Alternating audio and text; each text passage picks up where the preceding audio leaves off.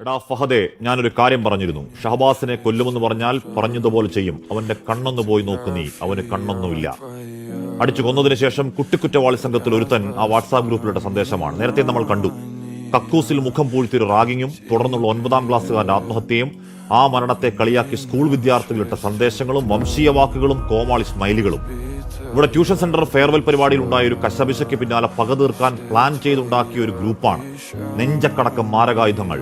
കൊല്ലുമെന്ന് പറയുകയും കൊല്ലുകയും അത് ഗ്രൂപ്പിൽ സ്ഥിരീകരിക്കലാണ്.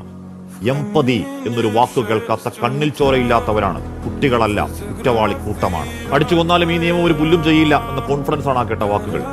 ഈ കേരളത്തിന്റെ ശ്വാസവായുവിൽ ആഞ്ഞു വരക്കുന്ന മനുഷ്യച്ചോരയുടെ തീവ്ര ഗന്ധം, കേട്ടാൽ മരച്ചുപോകുന്ന ബ്രൂട്ടൽ ക്രൈമുകൾ, കഴുത്തറക്കലുകൾ, മലവെള്ളം പോലെ കുത്തിയൊലിക്കുന്ന മാരക സിന്തറ്റിക് ലഹരികൾ.